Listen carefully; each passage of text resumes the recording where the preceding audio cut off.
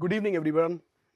Hi, my name is Rajiv, and we are here to discuss physical education question paper.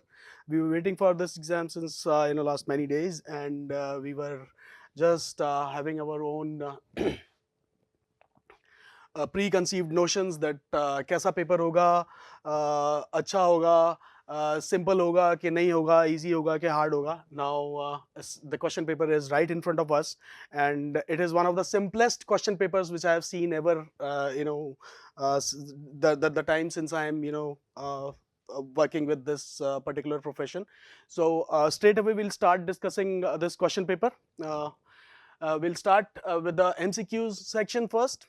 इसमें सबसे पहला जो question है वो सामने उसमें एक पिक्चर दे रखी है जिसके अंदर एक आसन करते हुए पिक्चर है. उसके अंदर नीचे उन्होंने 4 ऑप्शंस दे रखे हैं. इन चारों ऑप्शंस में से हमारे को ये बताना है कि ये कौन सा वाला पिक्चर के अंदर आसन जो दर्शाया गया है वो कौन सा आसन है.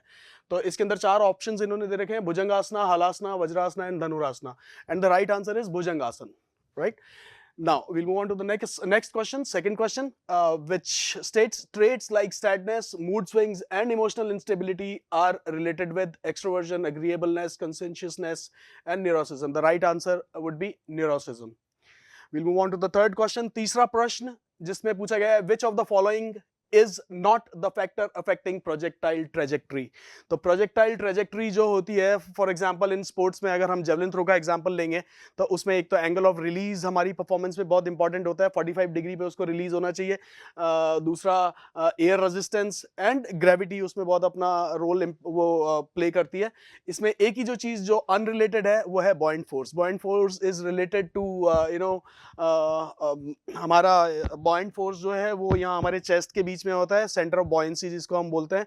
और बॉयंट फोर्स के कारण ही हम पानी के अंदर डूबते नहीं है. जब हम पानी के अंदर फ्लोट कर रहे होते हैं तो वहाँ पे ये बॉयंट फोर्स काम आता है. तो ऑब्वियसली इसका कुछ लेना देना नहीं है हमारी प्रोजेक्टाइल ट्रेजेक्टरी से. So definitely the right answer for the तीसरे प्रश्न का सही जवाब है बॉयंट फोर्स. उसके बाद में चौथा प्रश्न ये कहता है which of the following factors does not determine flexibility. इसके अंदर 4 ऑप्शंस दे रखे हैं: joint structure, previous injury, efficiency of lungs, age and gender. तो डेफिनेटली फ्लेक्सिबिलिटी जो है वो हमारे जॉइंट स्ट्रक्चर के ऊपर डिपेंड करती है. पिछली अगर कोई आपको इंजरी हुई है तो डेफिनेटली अगर वो इंजरी हुई है तो आपका रेंज ऑफ मूवमेंट जो है उस जॉइंट का वो प्रॉबेबली पूरा नहीं होगा, तो वो भी उसको इम्पैक्ट करेगी. उसके बाद में एज एंड जेंडर दे रखा है. डेफिनेटली जैसे जैसे हमारी एज ज़्यादा होती जाती है जो सबसे पहली चीज़ हमारे अंदर कम होने लगती है वो है हमारी फ्लेक्सिबिलिटी. एंड जेंडर का मतलब यहाँ पे इन्होंने बता रखा है कि फीमेल्स जो होती हैं वो मेल्स के मुकाबले ज़्यादा फ्लेक्सिबल होती है फिजियोलॉजिकली. तो डेफिनेटली इसमें जो सबसे ऑड चीज है वो एफिशिएंसी ऑफ लंग्स है. एफिशिएंसी ऑफ लंग्स का फ्लेक्सिबिलिटी से कुछ भी लेना देना नहीं है. सो द राइट आंसर चौथे प्रश्न का जो सही जवाब है वो है एफिशिएंसी ऑफ लंग्स. उसके बाद में we'll move on to the fifth question which is fartlek training is used to develop endurance, strength, flexibility और स्पीड. तो डेफिनेटली जैसा कि हम लोगों ने कितनी बार इसको रिवाइज किया है, एंड्योरेंस के डेवलप करने के कितने तरीके हैं, स्ट्रेंथ को डेवलप करने के कितने तरीके हैं. तो डेफिनेटली एंड्योरेंस को डेवलप करने के 3 तरीके हैं: continuous training method, interval training method and fartlek training method जिसको हम स्पीड प्ले भी बोलते हैं. तो definitely fartlek is used to develop endurance. So the right answer पांचवें प्रश्न का सही जवाब है एंड्योरेंस. सिक्स्थ क्वेश्चन ये है which type of coordinative ability is required in games like judo and wrestling. इसके अंदर इन्होंने 4 ऑप्शंस दे रखे हैं. टाइप्स ऑफ कोऑर्डिनेटिव एबिलिटीज दे रखा है: orientation ability, coupling ability, adaptation ability and differentiation ability. And the right answer is coupling ability. Coupling ability वो होती है, आपको सबको पता ही होगा, जैसा कि हमने पढ़ा है, हमारे बॉडी के 2 चीजें एक साथ काम करती हैं, जैसे कि आंखें और हाथ, आंखें और पैर एक साथ. So definitely the right answer for the sixth question is coupling ability. यानी कि छठे प्रश्न का सही जवाब जो है वो है कपलिंग एबिलिटी. नेक्स्ट सातवां प्रश्न जिसके अंदर पूछा गया है the ability to tolerate higher concentration of improving endurance performance. तो एंड्योरेंस में सबसे ऐसी चीज कौन सा, ये चारों ऑप्शन जो इन्होंने दे रखे हैं, ये दे रखे हैं लैक्टिक एसिड, हाइड्रोक्लोरिक एसिड जिसको हम HCl भी बोलते हैं, एसेटिक एसिड, उसके बाद में सल्फ्यूरिक एसिड जिसको हम H2SO4 बोलते हैं। तो डेफिनेटली हमारी जब बॉडी काम करना स्टार्ट करती है, मसल्स जब काम करना स्टार्ट करती हैं, तो उसके अंदर सबसे पहला जो केमिकल रिएक्शन होता है वो है फॉर्मेशन ऑफ लैक्टिक एसिड। तो लैक्टिक एसिड टॉलरेट करने की जो कैपेसिटी हम ट्रेनिंग से डेवलप कर लेते हैं, वही हमारी एंड्योरेंस को बढ़ाती है। उसी से हमारी एंड्योरेंस एनहेंस होती है, हमारी जो एंड्योरेंस की परफॉर्मेंस है वो एनहेंस होती है। तो right answer for the 7th question is lactic acid. Next, we'll move on to the next question, which is question number 8. Center of gravity is the average location of an object's weight, force, resistance, and velocity. This is not force, this is force. Option B is force and option D is velocity. I'm so sorry, there is a typo error.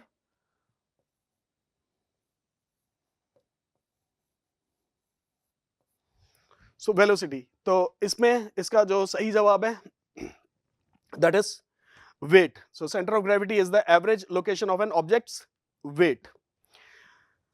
We'll move on to the next question. 9वां प्रश्न, जिसके अंदर इन्होंने एक assertion दे रखा है और एक उसका रीजन दे रखा है. ये रिलेटेड है हमारे साइकोलॉजिकल स्पोर्ट्स एंड साइकोलॉजी वाला जो पार्ट है उसमें से ये क्वेश्चन इन्होंने दिया है. इस क्वेश्चन के अंदर वो कहना क्या चाह रहे हैं, वो कहना चाह रहे हैं given below are the two statements labeled assertion and reason. assertion उन्होंने जो दे रखा है उसमें उन्होंने बताया कि aggression is part of human behavior and is necessary for an individual to live and struggle for higher achievements. अब उसका इन्होंने रीजन ये बता रखा है, aggression is inevitable and inseparable in sports activities. In the context of the above two statements, which one of the following is correct? उसके नीचे उन्होंने 4 ऑप्शंस दे रखे हैं, 4 स्टेटमेंट्स दे रखे हैं. इसमें एक में उन्होंने बोला है both A and R are true. फिर उसके बाद में नीचे उन्होंने दे रखा है both A and R are true but R is not the correct explanation of A. उसके बाद में नीचे उन्होंने एक ऑप्शन दे रखा है A is true but R is false. Then they have given an option D which says A is false but R is true. लेकिन इसका जो राइट आंसर है वो ए होगा. डेफिनेटली अग्रेशन, आपको पता है कि अग्रेशन अगर आपको अपनी परफॉर्मेंस बढ़ानी है तो अग्रेशन का एक थ्रेश होल्ड है, उस थ्रेश होल्ड लेवल तक आपका अग्रेशन होना चाहिए. अगर आप अग्रेशन आपका थ्रेश होल्ड लेवल तक नहीं है, अग्रेशन की अगर कमी है, उसका एग्जांपल मैंने आपको कई बार दिया है कि पीवी सिंधु का एग्जांपल उसमें दिया है. पीवी सिंधु हमेशा सेमीफाइनल्स और क्वार्टर फाइनल्स में आके हार जाती थी और वहां से बाहर हो जाती थी, इतना अच्छा खेलने के बावजूद भी. उसका सबसे बड़ा एक जो प्रॉब्लम था वो ये था कि उसके अंदर अग्रेशन की कमी थी. तो डेफिनेटली ऐसी बहुत सारी ऐसी रिसर्चेस हो चुकी हैं जहां से हमें पता चलता है कि अगर हमारे को जितना मिनिमम अग्रेशन चाहिए अपनी परफॉर्मेंस को बढ़ाने के लिए, उतना अग्रेशन होना बहुत जरूरी है. और आपकी स्पोर्ट्स परफॉर्मेंस को एनहांस करने के लिए aggression is definitely inseparable and inevitable. तो as per this particular statement and understanding and already ये सारी चीजें जो है रिसर्च के थ्रू प्रूव की जा चुकी हैं ऑलरेडी. तो the right answer for this particular question, 9वें प्रश्न का जो सही जवाब है वो है part A. Both A and R are true and R is the correct explanation of A. यानी कि हमें पता है कि अगर आपको अपनी स्पोर्ट्स में परफॉर्मेंस बढ़ानी है या एनहांस करनी है तो डेफिनेटली अग्रेशन उसके लिए बहुत बहुत बहुत जरूरी चीज है. लेकिन ज्यादा अग्रेशन नहीं और कम भी नहीं. अग्रेशन का एक थ्रेशहोल्ड लेवल है, ऑप्टिमल लेवल तक अग्रेशन अगर हमारा है तो डेफिनेटली वो हमारी परफॉर्मेंस को एनहांस करेगा. अगर हमारा अग्रेशन नीचे जाता है या बहुत ज्यादा ऊपर आता है तो वो हमारी परफॉर्मेंस को नेगेटिव उसके अंदर उसका एडवर्स इफेक्ट होगा. तो डेफिनेटली 9th वाले प्रश्न का जो जवाब है, सही जवाब है वो है ऑप्शन ए. उसके बाद में will come to the question number 10. 10वां प्रश्न जिसमें लिखा है role of water in human body is to regulate body temperature, generate energy, repair cell, protect from diseases. तो डेफिनेटली इसका जो राइट आंसर है वो है रेगुलेट बॉडी टेम्परेचर. क्योंकि पानी जब हम पीते हैं तो डेफिनेटली हमारी बॉडी का जो टेम्परेचर है उसको रेगुलेशन में उसका हेल्प करता है. अदरवाइज अगर हम फिजियोलॉजिकली और अपने बाकी सिस्टम्स के उसके थ्रू अगर हम जाएंगे तो हाइपोथैलेमस इज एक ऐसी चीज है जो हमारी बॉडी टेम्परेचर को रेगुलेट करता है. लेकिन पानी उसके अंदर अपना बहुत इंपॉर्टेंट रोल प्ले करता है बॉडी के टेम्परेचर को रेगुलेट करने के लिए भी. अगर हमारी बॉडी के अंदर पानी की कमी हो जाएगी तो डेफिनेटली हम डिहाइड्रेट हो जाएंगे. And definitely the right answer 10वें प्रश्न का जो सही जवाब है वो है to regulate the body temperature. उसके बाद में will come to the question number 11. Which of the following are water soluble vitamins. तो डेफिनेटली सीधा सीधा सा इसका आंसर है, सब लोगों को पता है, कितनी बार हमने रिवाइज किया है. Vitamin B and C are the water soluble vitamins. और ये जो दूसरे वाले जो विटामिन जितने भी है D, K, A and E are the vitamins which are fat soluble vitamins, right? उसके बाद में 12वां प्रश्न, which of the following asana is not used to cure asthma? तो डेफिनेटली ताड़ासना इसके अंदर सबसे ऑड ऑप्शन दे रखा है। ताड़ासना ज्यादातर हमारी हाइट और उसको बढ़ाने के लिए ताड़ासना जो है परफॉर्म किया जाता है। और बाकी की ये जो 3 आसनाज हैं ये डेफिनेटली हमारे अस्थमा के एरेडिकेशन में या अस्थमा को कंट्रोल करने के लिए या अस्थमा को प्रिवेंट करने के लिए ये बाकी के तीनों आसनास फायदेमंद है। तो right answer for the question number 12 is Tadasana. उसके बाद में 13वां प्रश्न जहां पे how many total matches will be played in a knockout fixture of 19 teams? तो डेफिनेटली इसका राइट आंसर होगा 18। हमने नॉकआउट फिक्चर में अगर हमारे को टोटल नंबर ऑफ मैचेस का पता करना है तो इसका सीधा सीधा सा फॉर्मूला है n-1, that means n is the number of teams. तो अगर नंबर ऑफ टीम्स 19 है, 19 - 1 will be the right answer would be 18।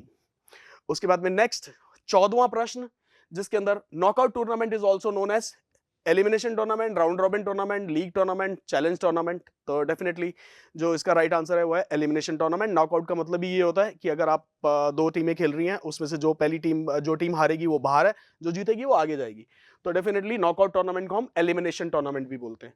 उसके बाद में 15वां प्रश्न, first deaf Olympic games were organised in the year 1924। जगह थी रोम और कंट्री था Italy. So right answer is 1924। 1924 में रोम इटली के अंदर सबसे पहले डेफ ओलंपिक्स ऑर्गेनाइज किए गए थे। नेक्स्ट 16वां प्रश्न, क्वेश्चन नंबर 16। इसके अंदर मैच द फॉलोइंग करना है हमारे को। इसके अंदर ए वाला जो पार्ट है, ए जो ऑप्शन है वो राइट है। नॉक नीज या जेनुवल्गम का मतलब है जहां पे नीज के बीच में जगह नहीं होती, दोनों नीज आपस में ऐसे टच करके चलते हैं, which is known as knock knees. तो नॉक नीज का इसका हमारा जो ऑप्शन है third, knees touch each other, और normal standing position when while we are in normal standing position, यानी कि जब हम खड़े हैं या चलेंगे या जो भी करेंगे तो हमारे नीज जो आपस में है, नॉर्मली अगर हम खड़े होते हैं तो उसके बीच में गैप होता है। लेकिन अगर आपको अगर नॉक नीज का प्रॉब्लम है, नॉक नीज की डिफॉर्मिटी है, तो डेफिनेटली आपके दोनों जो नीज है वो आपस में जुड़े रहते हैं, उसमें बीच में जगह नहीं होती है। उसके बाद में काइफोसिस। काइफोसिस ऑलरेडी जैसा कि हमने डिस्कस किया था, it is an exaggeration of your thoracic vertebra, यानी कि इसके अंदर इसका जो फर्स्ट ऑप्शन दे रखा है increased exaggeration of backward curve. पीछे वाली जो कर्व है उसका जो एग्जैजरेट है वो अगर अपनी नॉर्मल कर्व से ज्यादा उसके अंदर कर्व है तो वो काइफोसिस की कैटेगरी में आ जाता है, यानी कि एग्जैजरेटेड थोरैक्सिक वर्टेब्रा। थोरैक्सिक वर्टेब्रा ये बीच वाला होता है, हमारी कमर वाला पार्ट, ऊपर की जो कमर होती है, इसके ऊपर वाला जो पार्ट होता है उसको हम सर्वाइकल वर्टेब्रा बोलते हैं, उसके नीचे लंबर वर्टेब्रा होता है और उसके नीचे सेक्रम आ जाता है। तो डेफिनेटली इंक्रीज्ड और exaggerated thoracic vertebra is what is known as kyphosis. उसके बाद में लॉर्डोसिस अगर हम आएंगे तो लॉर्डोसिस में हमारा ये जो पेल्विक गर्डल होता है ये आगे की तरफ प्रोट्रूडेड रहता है, टिल्ट हो जाता है आगे की तरफ। तो इसमें इन्होंने दिखा रखा है inward curvature of the spine, तो स्पाइन अंदर की तरफ उसका कर्वेचर हो जाएगा, तो वो लॉर्डोसिस की कैटेगरी में आ जाएगा। तो ये वाला फोर्थ वाला जो पार्ट है वो इसके थर्ड वाले ऑप्शन के लिए लॉर्डोसिस के लिए आ जाएगा। और उसके बाद में लास्ट वाला जो है बोलेग्स। डेफिनेटली बोलेग्स अगर हैं तो हमारे पैरों के बीच में जो नॉर्मल जो जगह होती है दोनों घुटनों में, उसमें नॉर्मल से ज़्यादा जगह होती है, यानी कि हमारे जो पैर हैं ये मुड़े रहते हैं, बो की तरह, धनुष की तरह हो जाते हैं, तो इसीलिए हम उसको बोलेग्स बोलते हैं। तो इसमें इसका सेकेंड वाला पार्ट जो इन्होंने एक्सप्लेन किया हुआ है, wide gap between the knees when standing with feet together. आप जब आप दोनों हाथ पैर ऐसे जोड़ के खड़े होगे तो नॉर्मल अगर आपके बो लेग्स नहीं है तो थोड़ा सा गैप होगा आपके नीज के बीच में, लेकिन अगर आप बो लेग्स से सफर कर रहे हो, अगर आपको बो लेग्स की डिफॉर्मिटी है तो डेफिनेटली आपका ये जो कर्व है ये और ज्यादा बढ़ जाता है, तो आपके पैरों के नीज के बीच का जो पार्ट है उसमें जो गैप है वो गैप ज्यादा हो जाएगा। उसके बाद में question number 17, match the following. इसके अंदर इन्होंने दे रखा है plate tapping test, pushups, partial curl-ups और मॉडिफाइड पुशअप्स। तो प्लेट टैपिंग टेस्ट से क्या चीज टेस्ट करने के लिए हम लोग प्लेट टैपिंग टेस्ट कर रहे हैं? To check the speed and coordination of the limb movement. ये फर्स्ट वाला इसका ये जो ए पार्ट है, option A is the right answer for this. Plate tapping में हम लोग चेक करते हैं speed and coordination of limb movement, ये सेकंड यहां पे आ गया फर्स्ट ऑप्शन में। उसके बाद में pushups to check the upper body strength, right, in boys. ये आ गया फर्स्ट वाला, इन्होंने यहाँ पे एक्सप्लेन कर रखा है। उसके बाद में है पार्शियल कर्ल-अप्स। पार्शियल कर्ल-अप्स जो है वो हमारा एब्डोमिनल स्ट्रेंथ चेक करने के लिए, तो फोर्थ यहाँ पे आ गया थर्ड वाले ऑप्शन में। और जो फोर्थ वाला ऑप्शन है मॉडिफाइड पुशअप्स, तो ये थर्ड वाला ऑप्शन यहाँ पे आ जाएगा अपर body strength endurance of girls, यानी कि गर्ल्स की अपर बॉडी स्ट्रेंथ चेक करने के लिए हम मॉडिफाइड पुशअप्स करते हैं। तो then the right option, right answer for this question number 17 is A. उसके बाद में will come to the 18th question, 18वां प्रश्न, जिसमें लिखा गया है menarche is related to ending of menstrual period in women, यानी कि जब लड़कियां 8 से 10-12 साल की एज में आती हैं, वहां से उनका जो मेंस्ट्रुअल साइकिल है वो स्टार्ट होता है। और उसमें दूसरा एक ऑप्शन उन्होंने दे रखा है बिगनिंग ऑफ मेंस्ट्रुअल पीरियड और एंडिंग ऑफ मेंस्ट्रुअल पीरियड, या टाइम ऑफ प्रेगनेंसी या स्पाइनल डिफॉर्मिटी। स्पाइनल डिफॉर्मिटी तो है ही नहीं, इसका तो कोई मतलब ही नहीं है। टाइम ऑफ प्रेगनेंसी भी इसका कोई लेना देना नहीं है। तो ये एंडिंग है या बिगनिंग है? तो एंडिंग को तो हम मीनोपॉज बोलते हैं और बिगनिंग को हम बोलते हैं menarche. So the right option, the right answer for this particular question, प्रश्न 18 जो है उसका जो राइट आंसर है वो है B part, beginning of the menstrual period in women. Next, briefly explain any two factors determining endurance. Endurance को determine करने के लिए कौन से दो फैक्टर्स हैं जिससे हमारी एंड्योरेंस डिटरमिन हो सकती है? सबसे पहला है मसल कॉम्पोजिशन। आपको पता है हमारी बॉडी में दो तरीके के मसल फाइबर्स होते हैं, red muscle fibres and white muscle fibres. अगर व्हाइट मसल फाइबर्स ज्यादा डोमिनेटिंग है आपकी बॉडी के अंदर, तो आपकी जो एक्सप्लोसिव स्ट्रेंथ वाला पार्ट है वो ज्यादा एनहेंस होएगा। अगर आपके अंदर, आपकी बॉडी के अंदर रेड मसल फाइबर्स ज्यादा डोमिनेटिंग है, तो डेफिनेटली आपकी जो एंड्योरेंस पार्ट है वो ज्यादा एनहेंस होगा, क्योंकि रेड मसल फाइबर्स में ही ज्यादा कैपेबिलिटी होती है ज्यादा देर तक काम करते रहने की, even under the condition of stress और फटीग। सो मसल कॉम्पोजिशन हो गया, इसको आप अपनी लैंग्वेज में 2 या 3 लाइन में एक्सप्लेन कर सकते हो। कर देना था आपने, और वो उसका सही जवाब हो गया। उसके बाद में लैक्टिक एसिड टॉलरेंस कैपेसिटी, जितनी अच्छी हमारी बॉडी की या मसल्स की लैक्टिक एसिड को टॉलरेट करने की कैपेसिटी होगी, उतना ही ज्यादा अच्छा हमारा एंड्योरेंस परफॉर्मेंस होगा, उतनी ज्यादा हमारी एंड्योरेंस होगी। So these are the two factors which determine our endurance. एक तो हो गया हमारा muscle composition, I am sorry यहाँ पे मसल कॉम्पोटेशन लिखा हुआ है, but it is muscle composition,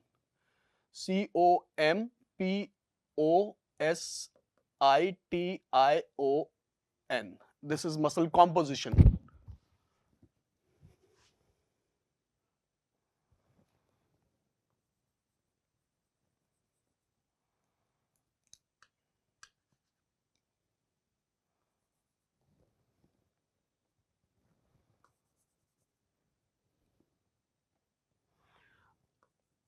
I'm so sorry, just give me 2 seconds.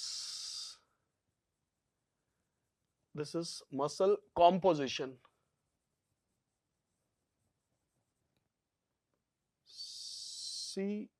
COMPOSITION.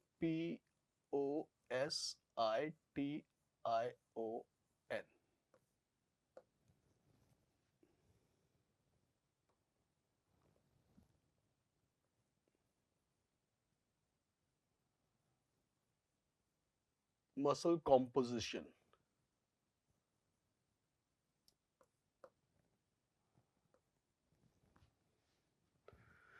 So muscle composition and lactic acid tolerance capacity are the two factors which will determine our endurance. उसके बाद में next, what do you understand by goal setting? Goal setting क्या होता है? Goal setting अलग अलग books में, अलग अलग जगह, अलग अलग रिसोर्सेज, अलग अलग सोर्सेज या लिटरेचर से आपको अलग अलग उसका मीनिंग मिला होगा। हार्ड एंड फास्ट नहीं है कि आप यहाँ पे जो लिखा हुआ है उसी के साथ जाओ, बट इससे मिलता जुलता कुछ भी रेलेवेंट मैटर अगर आपने लिखा है तो the answer is right. So goal setting, what do you mean by goal setting? Goal setting करने का मतलब क्या होता है? आप कोई भी एक टारगेट अपने सामने रख लेते हो और उसी को गोल सेटिंग बोलते हैं। आप उसको अचीव करने के लिए आप अपना एक एक्शन प्लान बनाते हैं, आप एक ब्लूप्रिंट बनाते हैं और उसको अचीव करने की आप कोशिश करते हैं। That is what is known as goal setting. और यहाँ पे इसको एक्सप्लेन करना था एक लाइन के अंदर, अगर हम इसको एक्सप्लेन करना चाहेंगे तो we can explain it while saying it involves action plan designed in order to motivate और guide a person or group towards a particular goal. This is what is known as goal setting. इसको आप अपनी language में अपने किसी भी तरीके के सेंटेंस फॉर्म करके या कंस्ट्रक्ट करके आप इसको एक्सप्लेन कर सकते हो। ऐसा कोई हार्ड एंड फास्ट नहीं है कि जो यहाँ पे लिखा हुआ है वैसे ही आपको एक्सप्लेन करना था, बट इससे रेलिवेंट मिलता जुलता कुछ भी अगर आपने एक्सप्लेनेशन दिया है तो the answer is considered as right. उसके बाद में क्वेश्चन नंबर 21 21वां प्रश्न, define flexibility and list down its type.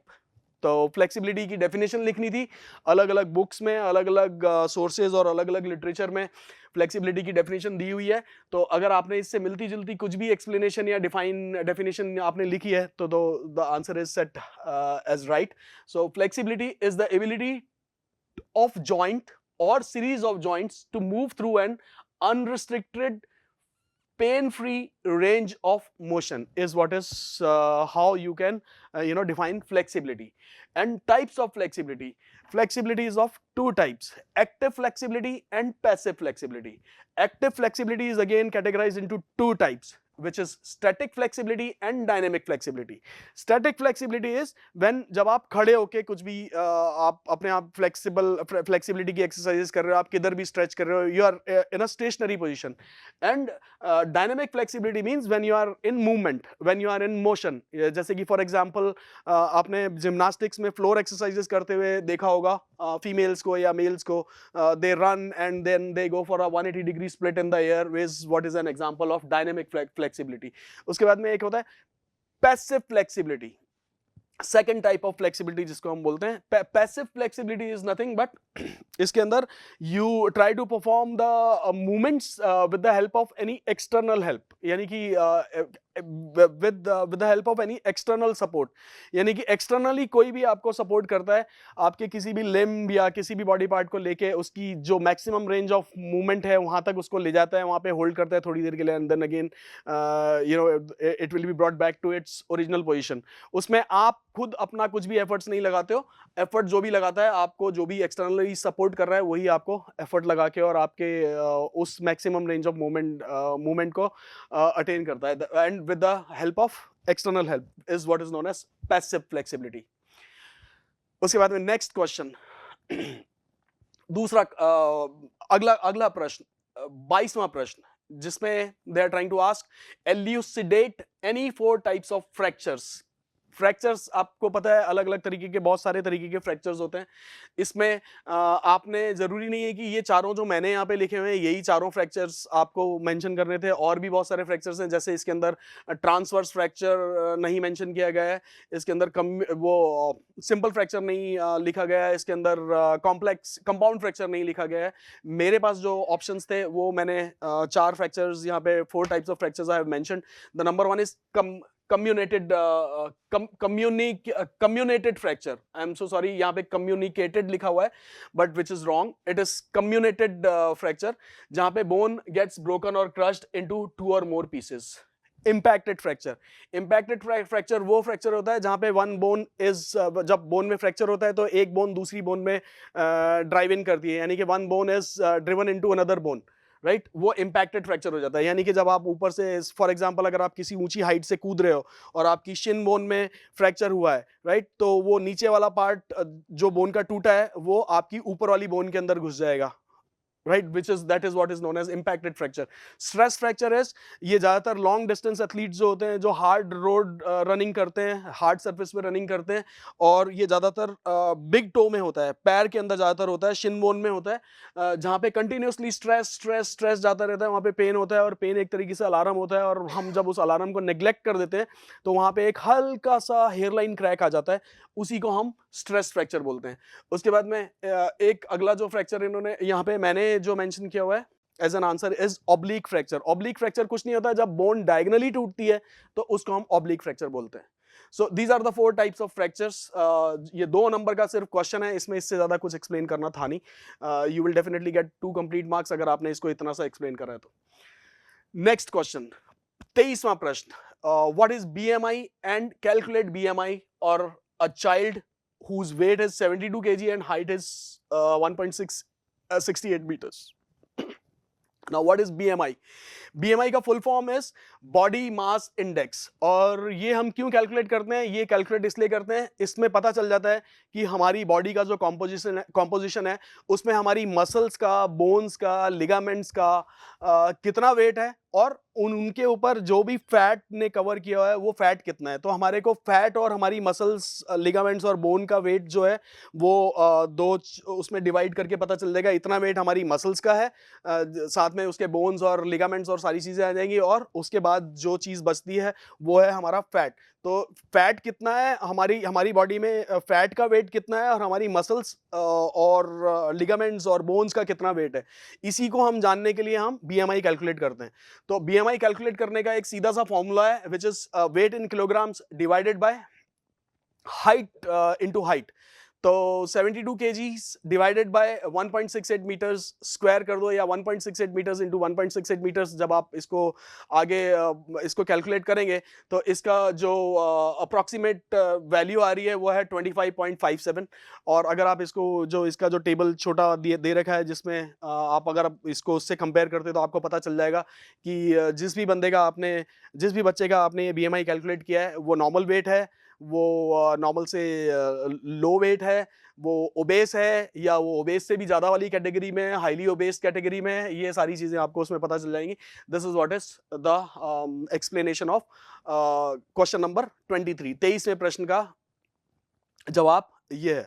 उसके बाद में क्वेश्चन नंबर 24, 24वां प्रश्न, differentiate between macro and micro nutrients. Macro means nutrients, ऐसे न्यूट्रिएंट्स जिनकी हमारे को ज्यादा मात्रा में जरूरत होती है, और माइक्रो न्यूट्रिएंट्स मींस जिनकी हमारे को कम मात्रा में जरूरत होती है। 2 नंबर का प्रश्न है, सिर्फ 2 नंबर का क्वेश्चन है। इसमें हमारे को ज्यादा कुछ एक्सप्लेन नहीं करना था, इसमें हमारे को सिर्फ इतना सा एक्सप्लेन करना था कि मैक्रो न्यूट्रिएंट्स जो है can be categorised as carbohydrates, proteins and fats, and micronutrients can be categorized as vitamins, minerals, salts, etc. are known as micronutrients. ये हो गया हमारा 24वां प्रश्न। उसके बाद में we'll move on to the question number 25. Question number 25 में they are trying to ask the section C. ये है 3 marks। ये क्वेश्चन जो है ये तीन अंकों का प्रश्न है। इसमें they are trying to ask participation in physical activities is advantageous for children with special need, briefly explain any 6 advantages. यानी कि चिल्ड्रन विद स्पेशल नीड्स जो है अगर वो फिजिकल एक्टिविटीज में पार्टिसिपेट करते हैं तो उनके लिए किस किस तरीके के क्या क्या एडवांटेजेस हो सकते हैं। वो एनॉर्मस एडवांटेजेस हैं। आपने जिस भी तरीके के एडवांटेजेस अपने हिसाब से लिखे होंगे विल बी राइट, पर जो मैंने यहाँ पे लिखे हुए हैं ये भी अगर आपने लिखे हैं इससे मिलते जुलते तो then again these will be right. अगर आपने इससे मिलते जुलते दूसरे अपने वर्ड्स में ऐसा करके कुछ किसी और लिटरेचर से या किसी और रिसोर्स से आपने लेके अगर लिखा है तो वो भी सही है। लेकिन इसके अंदर मेरे हिसाब से जो मैंने जो 6 लिखे हैं वो ये है। अगर आपने ये लिखे हैं तो ये भी सही है। इसके अलावा इससे मिलते जुलते अगर आपने कुछ और लिखा है तो दैट इज ऑल्सो राइट। तो इसके अंदर सबसे पहले ये जो 6 एडवांटेजेस लिखे हैं उसमें सबसे पहला है physical and mental development. Definitely physical दिमागी और शारीरिक जो ग्रोथ है वो होएगी डेफिनेटली अगर वो फिजिकल एक्टिविटीज में पार्टिसिपेट करते हैं। सोशल डेवलपमेंट, डेफिनेटली जब वो आपस में जाएंगे ग्राउंड पे एक दूसरे से मिलेंगे, अलग अलग तरीके के लोगों से मिलेंगे तो सोशल डेवलपमेंट होगा। इमोशनल डेवलपमेंट, उनको पता चलेगा अगर हार गए हैं तो बैठ के रोना नहीं है और अगर जीत गए हैं तो इतना सब कुछ सिर पे नहीं उठा लेना है।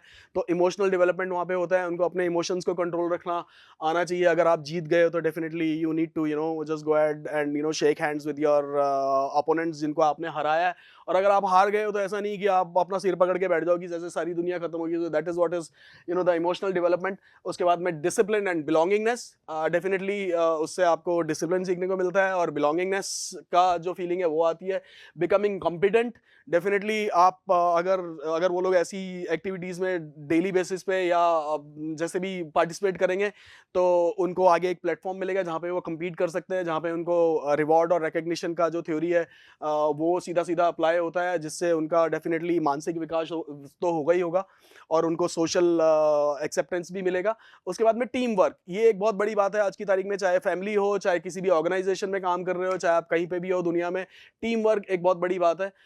आपस में जितने भी लोगों को आप जानते हो सबके साथ जुड़ के मिल के कोऑर्डिनेट करके अगर आप कोई भी काम करते हो तो डेफिनेटली उस काम को आप हमेशा परवान चढ़ा सकते हो, यानी कि उस काम को सक्सेसफुल होना ही होना है। This is what they are trying to say about this. उसके बाद में क्वेश्चन नंबर 26, 26वां प्रश्न, जिसके अंदर उन्होंने पूछा है write the functions of vitamin D and vitamin K and mention their sources.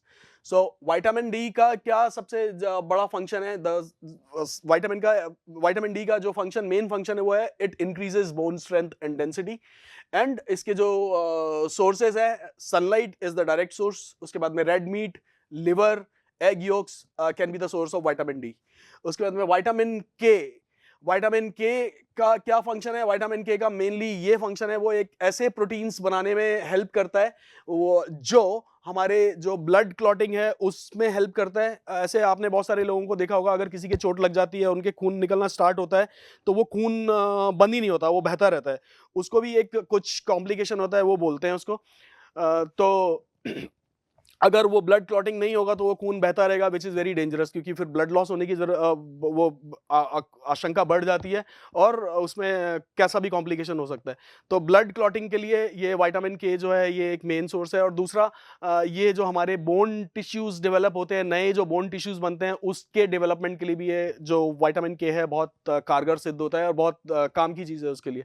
So this is what is the main function of vitamin K. It helps in making proteins required for blood clotting and developing bone tissues, new bone tissues. And sources of vitamin K can be the green leafy vegetables, sprouts, cabbage, soybean, etc. can be the sources of vitamin K.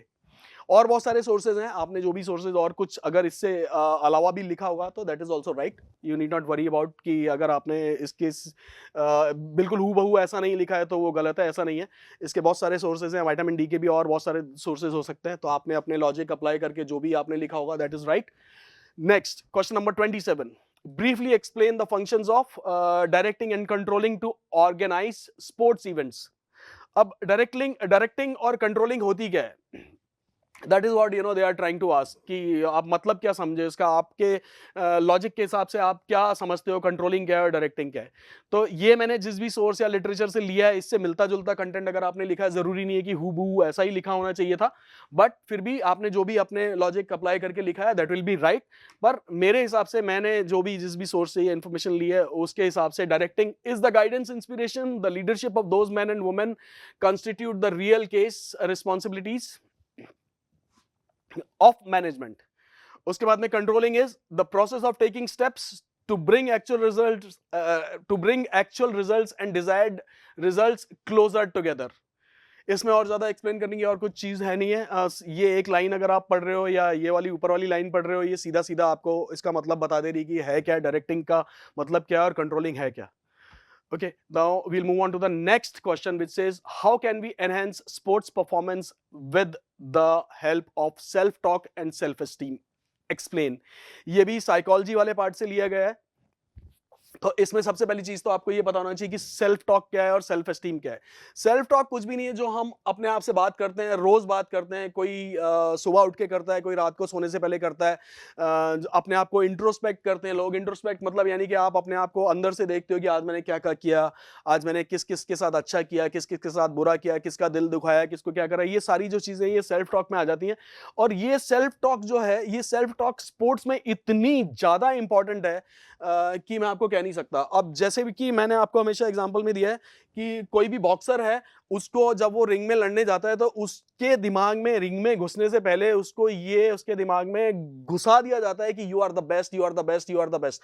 और जब भी वो boxer किसी भी उससे interview लेने वाले से बात करता है, कुछ होता है, तो उसके दिमाग, उसके मुंह से एक ही चीज निकलती है, I am the best, I the best, I the best. तो उसके दिमाग में ये चीज भर दी जाती है, उसको बता दिया जाता है कि तुम ही बेस्ट हो, तुमसे बेस्ट और कोई है ही नहीं है. और वो रिंग में जाने से पहले उसको पहले से पता होता है कि मैं ही बेस्ट हूं और मेरे से बेस्ट और कोई है ही नहीं है, इसलिए वो वहां जाके उसी तरीके से परफॉर्म करता है. अगर वो बेस्ट नहीं भी है तो उसको बोला जाता है कि यू नीड टू प्रिटेंड कि यू आर द बेस्ट.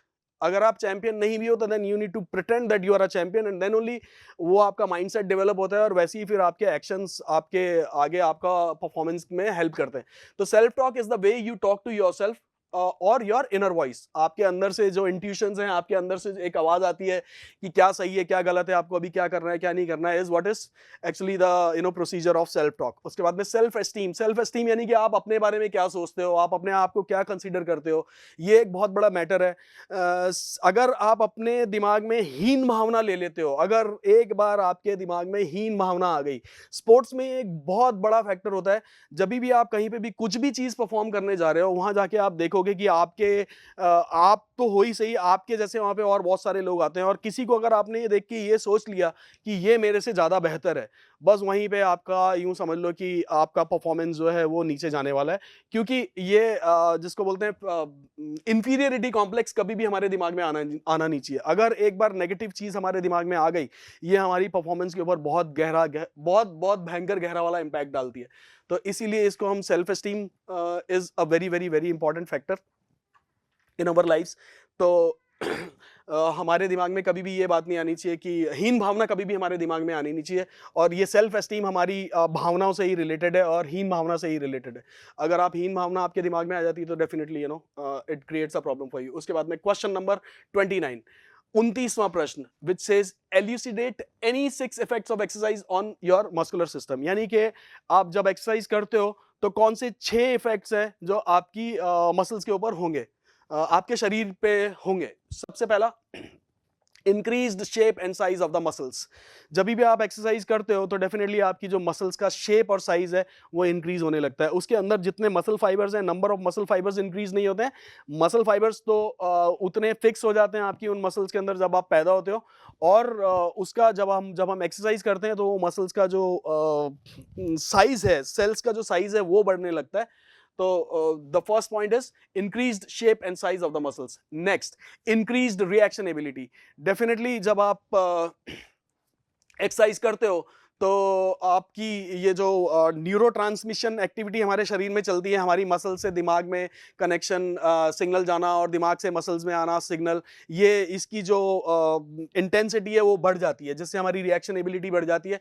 तो डेफिनेटली ये एक बहुत ज़्यादा फायदेमंद चीज़ हो जाती है।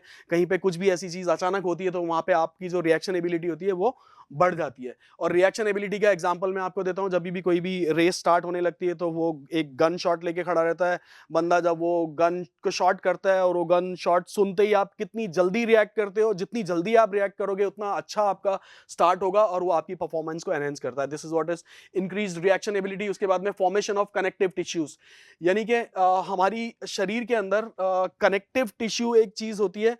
जैसे जैसे हम एक्सरसाइज करते हैं वो कनेक्टिव टिश्यू जो है वो आपस में एक दूसरे जो सेल्स टिश्यूज हैं, जो बंडल ऑफ टिश्यूज आपस में एक दूसरे के साथ जुड़े होते हैं, उनके बीच में ये कनेक्टिव टिश्यूज होते हैं जो नए टिश्यूज और सेल्स को फॉर्म करने में भी हेल्प करते हैं। और ये जितना ज्यादा मजबूत होता जाता है उतना ज्यादा हमारी मसल्स की जो फोर्स एक्सर्ट करने की कैपेसिटी है वो इंक्रीज हो जाती है। तो सीधा सीधा सा इसका ये जो थर्ड पॉइंट है वो ये स्टेट करता है formation of connective tissues. Connective tissues ज्यादा फॉर्म होंगे और ज्यादा स्ट्रांग होंगे तो डेफिनेटली हमारी एफिशिएंसी जो होती है मसल्स की वो बढ़ जाती है। ये एक और फायदा है जब हम एक्सरसाइज रेगुलर बेसिस पे करते हैं तो ये हमारा एक और फायदा हमारे शारीरिक रूप से ये फायदा होता है। उसके बाद में the fourth point is formation of new nerve endings, यानी कि हमारी मसल्स को काम करने के लिए ज़्यादा ब्लड सप्लाई और ज़्यादा ऑक्सीजन की ज़रूरत होती है। तो जैसे ही हमारी मसल्स काम करने लगती हैं, अगर वहाँ पे नर्व एंडिंग्स कम होती हैं तो ऑटोमेटिकली जब हमारी मसल्स अपने जो रोज़ काम करती हैं उससे अगर ज़्यादा कैपेसिटी से काम करने लगेंगी तो उनको ज़्यादा ब्लड सप्लाई और ऑक्सीजन चाहिए, तो क्या होता है अपने आप ही बॉडी में नई वाली नर्व एंडिंग्स फॉर्म होनी स्टार्ट हो जाती हैं। क्योंकि जो मसल्स काम कर रही हैं वो पहले से ज़्यादा काम कर रही हैं, अब उनको ज़्यादा ब्लड और ज़्यादा ऑक्सीजन चाहिए। तो ऑटोमेटिकली कुदरती ये हमारी बॉडी का अपना एक मैकेनिज्म है जहाँ पे formation of new nerve endings start हो जाता है। और ऑब्वियसली ऑटोमेटिकली हमारी जो ब्लड सप्लाई है और ऑक्सीजन सप्लाई है, मसल्स को न्यूट्रिएंट्स की सप्लाई है वो बढ़ जाती है। और डेफिनेटली ऐसा होने से हमारी मसल्स भी ग्रो करती हैं और हमारी मसल्स की और बॉडी की परफॉर्मेंस भी बढ़ती है। उसके बाद में increased blood supply to the working muscles, definitely हमारी हार्ट में, दिमाग में, सारी जगह जो ब्लड सर्कुलेशन है वो इंक्रीज हो जाएगा। अगर हमारा ब्लड सर्कुलेशन इंक्रीज हो रहा है तो डेफिनेटली हमारे हर ऑर्गन में, हमारी हर जगह जहाँ पे भी बॉडी को ऑक्सीजन और न्यूट्रिएंट्स की जरूरत है वहाँ पे ज़्यादा मात्रा में ऑक्सीजन और न्यूट्रिएंट्स पहुँचेंगे। तो ऑटोमेटिकली हमारी बॉडी की जो परफॉर्मेंस और कैपेसिटी है, एफिशिएंसी है, वो बढ़ जाती है। उसके बाद में oxidation of carbohydrates and fats increases. Definitely carbohydrates का और फैट्स का जो ऑक्सीडेशन वाला जो प्रोसेस है और एटीपी और क्रिएटिन फॉस्फेट ब्रेकडाउन वाला जो प्रोसेस है वो बढ़ जाता है। और जैसा कि आपको पता है कि carbohydrates are the immediate source of the energy, तो अगर इसका ऑक्सीडेशन और ये सारी चीज़ें हो रही हैं तो डेफिनेटली हमारी बॉडी की जो एफिशिएंसी है वो बढ़ी जाएगी। इससे ज़्यादा इसमें और एक्सप्लेन करने का है नहीं है। उसके बाद में आते हैं हम 30वां प्रश्न, the question number 30। What do you understand by round shoulders deformity? Suggest any 4 corrective measures for round shoulders. So round shoulders हैं क्या? Basically round shoulders और kyphosis हम लोग मिक्स कर देते हैं, लेकिन kyphosis is different. Kyphosis जैसा हमने पहले भी डिस्कस किया है, it is an exaggeration of your thoracic vertebra curve जो है। और ये जो राउंड शोल्डर्स हैं, राउंड शोल्डर्स में ये पीछे से जो शोल्डर वाला जो आपका पार्ट है ये थोड़ा सा प्रोट्रूड हो जाता है। शोल्डर के जो टिप्स हैं ये आगे की तरफ पॉइंट आउट हो जाते हैं। आपकी नेक जो है वो जो नॉर्मल उसका जो पोजीशन है वहां से थोड़ा आगे की तरफ टिल्ट हो जाएगी, is what is known as round shoulders. इससे ज्यादा और एक्सप्लेन करने के लिए कुछ नहीं है, इसी को हम राउंड शोल्डर्स बोलते हैं। उसके बाद में what are the corrective measures to इनका राउंड शोल्डर्स का रिडक्शन के लिए क्या क्या करेक्टिव मेजर्स हो सकते हैं। तो ये 4 करेक्टिव मेजर्स मैंने यहाँ पे लिखे हुए हैं। इसके अलावा और भी बहुत सारे इसके करेक्टिव मेजर्स हैं राउंड शोल्डर्स को ठीक करने के लिए या रिडक्शन करने के लिए या ट्रीट करने के लिए। आपने अगर अपने लॉजिक से या किसी और लिटरेचर से या कहीं और से कुछ और चीज अगर लिखी है, ये नहीं लिखा है, तो that is also correct. But मेरे हिसाब से जहां से मैंने इन्फॉर्मेशन उठाई है वो उस इन्फॉर्मेशन के हिसाब से these are the 4 corrective measures which I have mentioned here, and these are the number 1 is chest stretch for 30 seconds both sides 3 sets, यानी कि stretching of chest towards your right side and towards your left side। और आप simultaneously इसको दोनों side move ना करके centre में भी आप इसको स्ट्रेच कर सकते हो। उसके बाद में आप वेट हाथ में लेके उससे और ज़्यादा स्ट्रेच कर सकते हो, क्योंकि इसमें होना क्या है, करते क्या है कि ये आपकी जो चेस्ट है, चेस्ट की बेसिकली 2 मेन मसल्स होती हैं, pectoralis major and pectoralis minor. तो पेक्टोरलिस मेजर और पेक्टोरलिस माइनर दोनों श्रिंक हो जाती हैं और वो ऐसे करके आपकी ये जो चेस्ट है उसको अंदर की तरफ धकेल देती हैं और शोल्डर्स को आगे की तरफ पॉइंट आउट कर देती हैं और आपकी नेक भी आगे की तरफ जानी पड़ती है, चली जाती है। और पीछे की जो आपकी बैक वाली मसल्स होती हैं, रोम्बॉइड्स जिनको हम बोलते हैं, वो रोम्बॉइड मसल्स आपकी फ्लेक्स होने लगती हैं, फ्लेक्सिबल होने लगती हैं और उसकी वजह से पीछे की मसल्स जो हैं वो कमजोर हो जाती हैं और ये आगे की मसल्स जो हैं स्ट्रेंथन हो जाती हैं।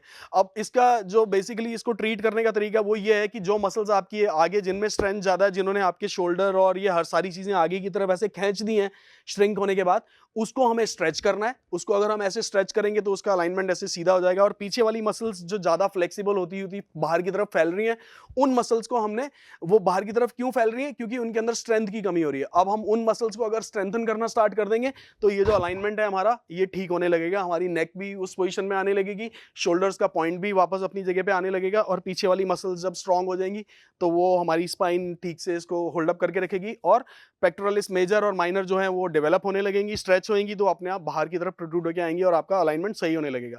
So this is the first way जो आप करेक्टिव मेजर की तरह यूज कर सकते हो in case of round shoulders. उसके बाद में अपर बैक फोम रोलिंग, एक फोम आता है बना हुआ स्पेसिफिकली इसी काम के लिए बना होता है, जो करेक्टिव मेजर्स के लिए ही हम यूज करते हैं ज़्यादातर। उसको आप नीचे रख के और उसके ऊपर अगर आपको राउंड शोल्डर्स वाला प्रॉब्लम है तो आप रोलिंग कर सकते हो अप एंड डाउन, जिससे उसके ऊपर इम्पैक्ट प्रेशर पड़ता है और मैनिपुलेशन ऑफ अंदर के सॉफ्ट टिश्यूज़ का होता है और डेफिनेटली वो जो उसका अलाइनमेंट है स्पाइन का और बाकी सारी चीज़ों का, वहाँ पे ब्लड सर्कुलेशन और ज़्यादा अच्छा चलने लगता है। तो जहाँ पे भी ब्लड सर्कुलेशन अच्छा और ज़्यादा चलने लगेगा, डेफिनेटली वहाँ की जो मसल्स हैं डेफिनेटली उसमें स्ट्रेंथ भी आने लगेगी और अगर आप एक्सरसाइज कर रहे हो तो डेफिनेटली उसका जो फ़ायदा है वो ज़्यादा होगा। तो then this is another way to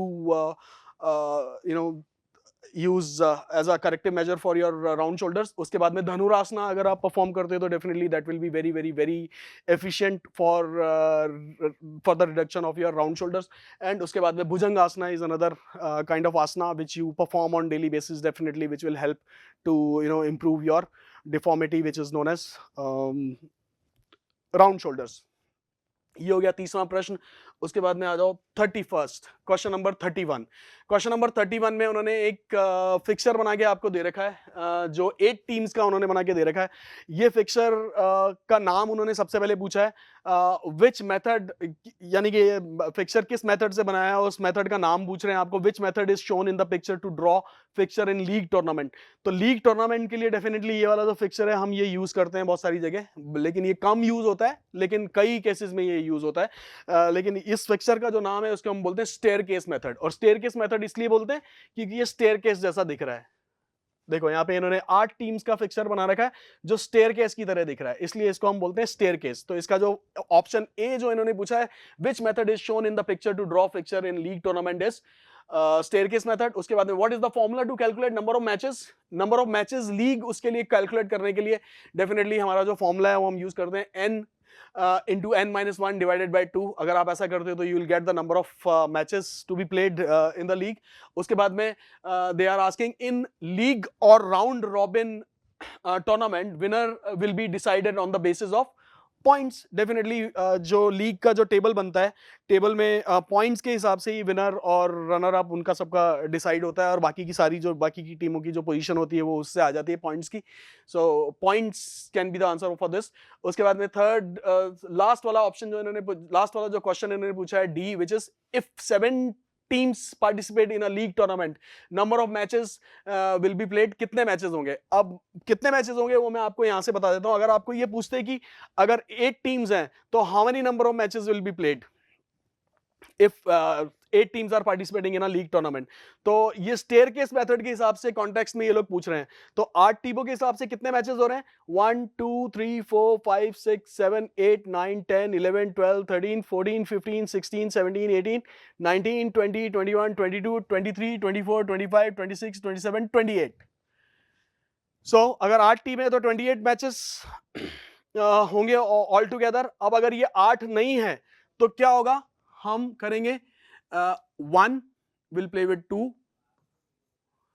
फिर 1 will play with 3, 1 will play with 4, 1 will play with 5, 1 will play with 6, then 1 will play with 7, right. उसके बाद में 2 विल प्ले विद 3, फिर 2 will play with 4, 2 will play with 5, 2 will play with 6, and then 2 will play with 7.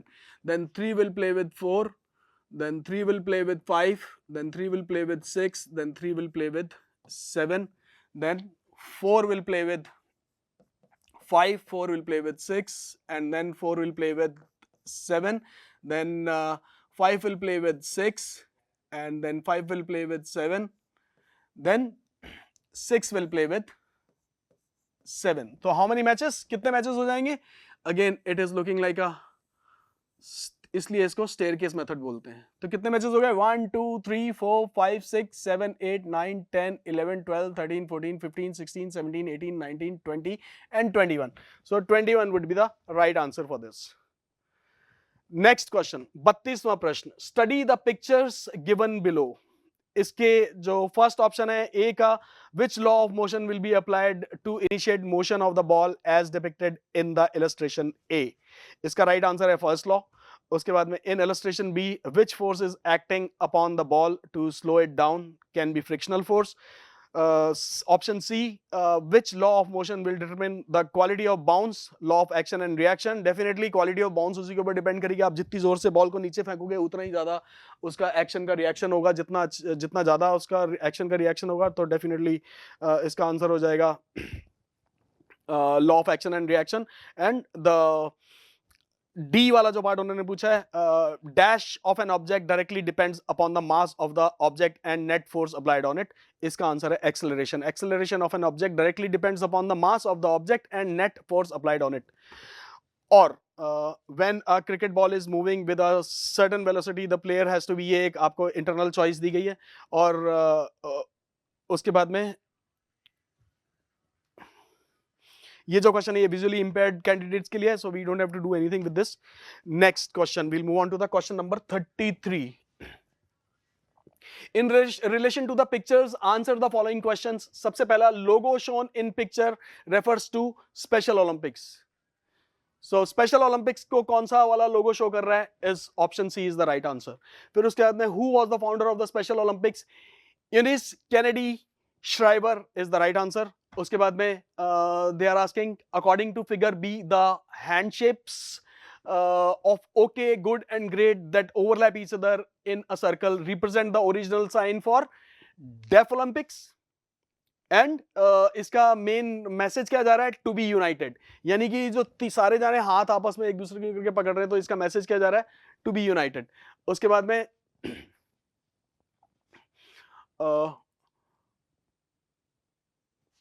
how many countries participated in the first Paralympic Games in Rome, Italy in 1960?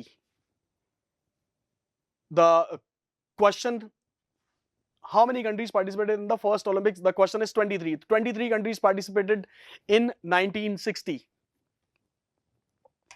Rome Paralympic games जो हुए थे 1960 के अंदर, उसके अंदर 23 countries ने participate किया था. एंड उसके बाद में एक इसमें इंटरनल चॉइस दे रखी है, what is the motto of Paralympics? So the motto of Paralympics is spirit in motion. This is the right answer for the question, what is the motto of Paralympics. I am sorry, यहाँ पे थोड़ा सा spelling mistake है. It is not Paralympics, it's Paralympics.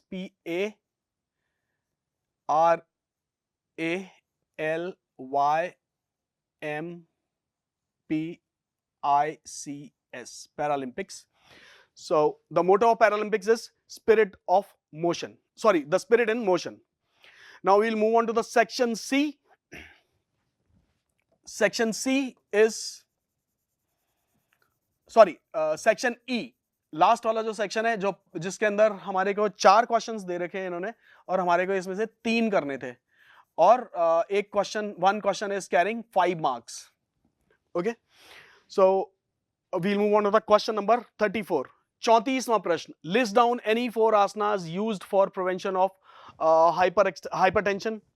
Explain the procedure and contradiction of any one of them with a help of a stick diagram. तो इसके अंदर 4 आसनास के मैंने आपको नाम यहाँ पे मैंने लिखे हुए हैं. सारा एक्सप्लेनेशन प्रोसीजर का मैंने नहीं बताया है.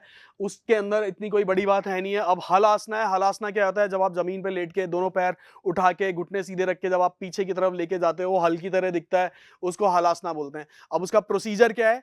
उसका प्रोसीजर यही है कि आपको ये बताना है कि आपकी कमर की पोजीशन क्या होगी, आपकी पैरों की पोजीशन क्या होगी, आपके घुटने मुड़ेंगे कि नहीं मुड़ेंगे, वो सारा प्रोसीजर के अंदर आ जाएगा. तो हलासन जैसे ही आपके दिमाग में आएगा कि ये हलासन होता है, उसी को आप अपने वर्ड्स के अंदर एक्सप्लेन करने लग जाओगे, लिख दोगे, वही आपका प्रोसीजर हो जाएगा. और इसके अंदर कुछ बुक में से और कुछ पढ़ के कहीं से ऐसा हूबहू कुछ वही का वही कंटेंट लिखने की जरूरत कहीं पे भी किसी भी आसना में थी नहीं. शीर्षासना एक हम इसका सेकंड वो बता सकते हैं टाइप ऑफ आसन which can help preventing hypertension. अब शीर्षासना को प्रोसीजर को एक्सप्लेन करने के लिए आपको पता है कैसे एक्सप्लेन करना है. आपको सिर नीचे ले जाना है, दोनों पैर ऊपर ले जाने हैं. अगर आप खुद से नहीं कर पा रहे हो तो किसी की हेल्प ले सकते हो, वो आपके दोनों पैर पकड़ के सपोर्ट कर सकता है. अगर कोई भी नहीं है तो आप किसी दीवार के सहारे खड़े होके सॉरी लग के पहले नीचे बैठ के सिर को नीचे दीवार के वहाँ ज़मीन पे लगा के और फिर दोनों पैर ऊपर उठाने की कोशिश करो, और फिर दीवार का सहारा लेके अगर आप खड़े होते हो तो वो शीर्षासन आप वैसे भी कर सकते हो, राइट. नीचे तकिया लगा के या किसी और चीज़ का सपोर्ट लेके वो आप अपने वर्ड्स में उसको एक्सप्लेन कर सकते हो. फिर एक वज्रासन है जिसको हम नमाज पढ़ने की पोजीशन में जो बैठते हैं वैसे बैठ के दोनों पंजों की पीछे पोजीशन क्या होनी चाहिए, बैक की पोजीशन क्या होनी चाहिए, गर्दन की पोजीशन क्या होनी चाहिए, वही सारा प्रोसीजर में एक्सप्लेन करना था, वो आप उसको बता सकते हो. सेतु बंद आसना इज फॉर्मिंग अ ब्रिज. यानी कि एक तो होता है चक्रासन जिसमें सर भी जमीन से ऊपर होता है. अब इसमें सर और ये वाला जो नेक वाला पार्ट है ये नीचे जमीन पे टच रहता है और बाकी आप ब्रिज फॉर्म कर लेते हो जैसे चक्रासना करते हैं. चक्रासना में हम ये वाला नेक और सिर दोनों चीजें जमीन से ऊपर उठाते हैं, सिर्फ हमारे हाथ और पैर जमीन पे टच रहते हैं. लेकिन ये सेतुबंद आसना के अंदर आपका ये नेक और सिर जमीन पे रहता है और बाकी का उसके ऊपर का जो एरिया है वो ऐसे करके ब्रिज बना देता है, उसी को हम सेतुबंद आसना बोलते हैं. इसी को आप अपने वर्ड्स के अंदर आपको एक्सप्लेन करना था और लिखना था इसका प्रोसीजर. और इसके स्टिक डायग्राम्स बनाने थे. स्टिक डायग्राम जैसे कि फॉर एग्जांपल वज्रासन का अगर बनाना है तो वज्रासन का स्टिक डायग्राम हम ऐसे करके बना सकते हैं. ऐसे करके सीधे बैठना था, फिर ये हमारी कमर की पोजीशन सीधी, फिर आगे हमारे पैर ऐसे बेंड हो जाएंगे घुटने, फिर दोनों पैर ऐसे आ जाएंगे और ये हमारे दोनों जो टोज हैं वो ऐसे चले जाएंगे और दोनों हाथों की जो पोजीशन है वो हमारे नीज पे रहेगी। ये स्टिक डायग्राम बनाना था। ये फॉर एग्जांपल मेरी ड्राइंग जैसी भी मैंने बनाई है, ये स्टिक डायग्राम हमने बनाया है इसके लिए, वज्रासन के लिए। ऐसे ही आपको स्टिक डायग्राम जैसा भी आपको आपकी काबिलियत है उस हिसाब से आपको बना के और शो कर देना था हर आसना का उसके आगे। उसके बाद में they are asking procedure and contradictions of any one of them with help of a stick diagram.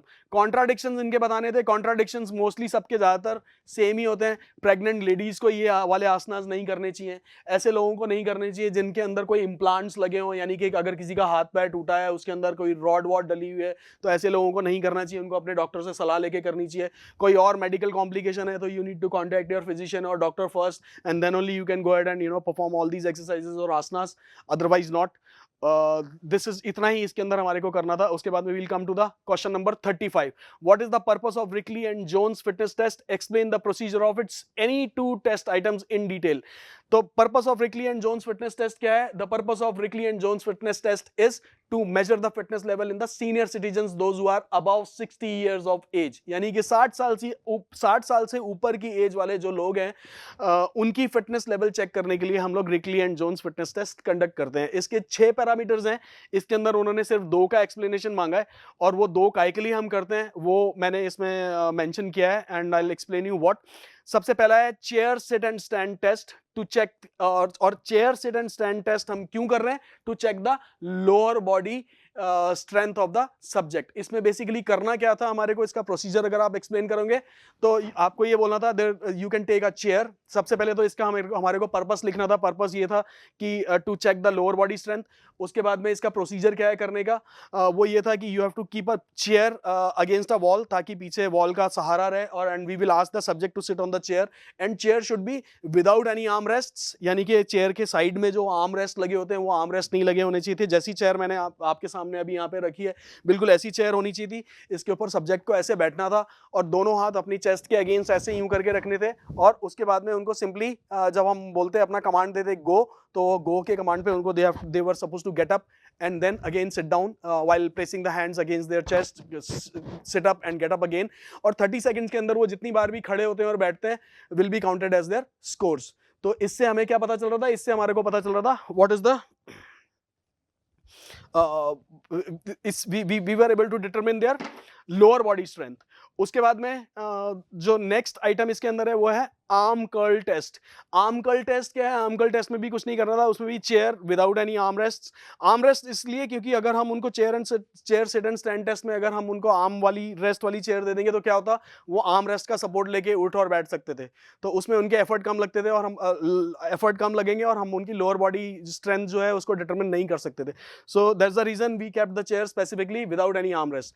Arm curl में भी हम विदाउट आर्म रेस्ट वाली चेयर रखेंगे अगेंस्ट द वॉल, ताकि पीछे सपोर्ट रहे, वो गिरे ना पीछे की तरफ। उसके बाद में उनके हाथ में हम एक डंबल दे देते, डंबल दे देना था हमारे को। उसके बाद में we will ask them to just keep on curling the arm up and down. तो 30 सेकंड्स में उन्होंने अपने आर्म को कितनी बार ऊपर नीचे किया है will be would have been counted their score. तो 30 सेकंड्स में जितनी बार भी उन्होंने आर्म कर्ल किया है वो उनका स्कोर हो जाता। ये हमारे को एक्सप्लेन करना था Rikli and Jones fitness test के अंदर। इसका पर्पस हमने बता ही दिया कि to check the fitness level in the senior citizens. और उसके दो जो पार्ट्स हमारे को दो पैरामीटर जो हमारे को एक्सप्लेन करने थे वो था chair sit and stand test और आर्म कर्ल टेस्ट। उसके बाद में क्वेश्चन नंबर 36वां प्रश्न, define strength and explain any 2 methods to develop it. तो स्ट्रेंथ को डिफाइन करने के लिए ऐसा कुछ स्पेसिफिक है नहीं है। Strength can be defined as an ability to overcome resistance. किसी भी तरीके की रेजिस्टेंस को ओवरकम करने की जो एबिलिटी है उसी को हम स्ट्रेंथ बोलते हैं। तो रेजिस्टेंस 2 तरीके का हो सकता है। Resistance can be of any external weight और can be your own body weight, जैसे कि फॉर एग्जांपल पुशअप्स, पुलअप्स। और external body weight external weight का मतलब है जो भी हम वेट ट्रेनिंग करते हैं, एक्सटर्नल वेट या जिम के अंदर हम जाके जो भी एक्सरसाइज कर रहे हैं वो उसका एग्जांपल हो गया। और the methods to develop strength are as follows. Strength को डेवलप करने के लिए बेसिकली 3 तरीके हैं। There are 3 methods to develop strength. Number 1 is isotonic method, number 2 is isometric method and number 3 is isokinetic method. Isotonic, isometric के बारे में मैं अभी आपको एक्सप्लेन करता हूँ। आइसोकिनेटिक मेथड जो ऐसा है वो सिर्फ स्पेसिफिक कंप्यूटराइज्ड मशीन्स के ऊपर ही हो सकता है। नॉर्मल हमारी डे टू डे लाइफ के अंदर आइसोकिनेटिक कॉन्ट्रैक्शंस या आइसोकिनेटिक मेथड जो है वो अवेलेबल नहीं है। कुछ मूवमेंट्स ऐसे हैं जब हम स्विमिंग करते हैं उसके अंदर ही आइसोकिनेटिक कॉन्ट्रैक्शंस होते हैं। अदरवाइज आइसोकिनेटिक कॉन्ट्रैक्शंस परफॉर्म करने के लिए हमारे को हाईली जो कंप्यूटराइज्ड प्रोग्राम्ड कंप्यूटराइज्ड मशीन्स होती हैं उन्हीं के ऊपर वो पॉसिबल है। अब we will discuss the first method to develop strength which is isotonic method. Isotonic method में ये होता है, आइसोटोनिक कॉन्ट्रैक्शन का मतलब ये होता है या एक्सरसाइज का मतलब ये होता है, जब आप एक्सरसाइज करते हो तो आपकी मसल की लेंथ छोटी और बड़ी होती है, यानी कि the length of your muscle increases and decreases. इसी को हम आइसोटोनिक मेथड बोलते हैं और इसका एग्जांपल हो गया जिम में जाके हम जो वेट ट्रेनिंग करते हैं वो आइसोटोनिक मेथड का एक एग्जांपल है। तो आइसोटोनिक मेथड के लिए आप खुद का अपना बॉडी वेट भी यूज कर सकते हो to develop strength, and you can also use any kind of external weight also to develop your strength. उसके बाद में आया था आइसोमेट्रिक मेथड। आइसोमेट्रिक मेथड ये मेथड होता है, इसके अंदर एक तो मूवमेंट दिखता नहीं है। आप अपनी मसल्स को कॉन्ट्रैक्ट जब करते हो तो मसल्स जो है, आपकी मसल जो है उसके अंदर उसकी मसल टोन बढ़ जाती है, लेकिन उसकी जो मसल की लेंथ है वो छोटी बड़ी नहीं हो रही है और आप मूवमेंट को नहीं देख सकते। You can not see any action. और इसको हम जैसे कि फॉर एग्जांपल अगर मैं ये सामने आपके ये जो स्क्रीन है, इस स्क्रीन को यूं हाथ रख के अगर मैं जोर से धक्का दूं स्क्रीन की तरफ, स्क्रीन को धक्का दूं, तो can you see that I am pushing this screen? आपको दिखेगा नहीं कि मैं स्क्रीन को धक्का दे रहा हूं या स्क्रीन हिल रही है, या मैं दीवार को धक्का दे रहा हूं तो दीवार हिल रही है। सिर्फ आप ये देख सकते हो कि मैंने दीवार के साथ अपने हाथ को लगा रखा है और मैं एफर्ट लगा रहा हूं दीवार को धक्का देने के लिए, लेकिन you can not see any action, right? और ना तो मेरी मसल की लेंथ छोटी हो रही है, ना मेरी मसल की लेंथ बड़ी हो रही है। तो ये होता है isometric method to develop strength. और बेसिकली ये हम परफॉर्म करते हैं रिहैबिलिटेटिव पर्पस से, यानी कि जब कभी भी हमारे हाथ में चोट वोट लग जाए और उसके बाद में जैसे आपने देखा होगा आपके हाथ में जब भी फ्रैक्चर हो जाता है और डॉक्टर प्लास्टर बांध देता है, जब प्लास्टर हम खोलते हैं तो अंदर की मसल्स जो होती हैं वो वीक हो जाती हैं क्योंकि वो इमोबिलाइज रहती हैं और उसमें मूवमेंट नहीं होता है। अब एकदम से आप उसमें डंबल उठा के और वेट ट्रेनिंग तो करने लग नहीं जाओगे, तो पहले उसके अंदर हमारे को उसकी बेसिक स्ट्रेंथ डेवलप करनी पड़ती है। तो डॉक्टर आपको बोलेगा okay keep a smiley ball in your hand and try to squeeze it. तो जब आप वो बॉल को स्क्वीज कर रहे हो या बैठे बैठे अपने हाथ को ऐसे मोड़ के और जोर से यूं करके कॉन्ट्रैक्ट करके आपकी सारी मसल्स कॉन्ट्रैक्ट करिए, फिर धीरे धीरे आप उसको रिलैक्स कर रहे हो, फिर आप जोर से अपना हाथ ऐसे बंद करके जोर से मसल्स को कॉन्ट्रैक्ट कर रहे हो। तो ना तो आपकी मसल की लेंथ छोटी हो रही है, ना बड़ी हो रही है, ना उसके अंदर कोई मूवमेंट हो रहा है, ना कुछ हो रहा है, बस खाली आपकी मसल्स कॉन्ट्रैक्ट हो रही हैं और रिलैक्स हो रही हैं। कॉन्ट्रैक्शन और रिलैक्सेशन से ही आपकी मसल के अंदर वो स्ट्रेंथ डेवलप होती है जो जिसको हम बेसिक स्ट्रेंथ बोलते हैं। बेसिकली हम इसको थेरापेटिक एक्सरसाइजेस के लिए यूज करते हैं और रिहैबिलिटेटिव पर्पस के लिए यूज करते हैं। So these are the two basic methods to develop strength: isotonic method or isotonic exercises, isometric method और isometric exercises. ये हो गया क्वेश्चन नंबर 36 explanation. उसके बाद में question number 37, they have asked you what is friction and write the advantages and disadvantages of friction by giving suitable examples from the sports.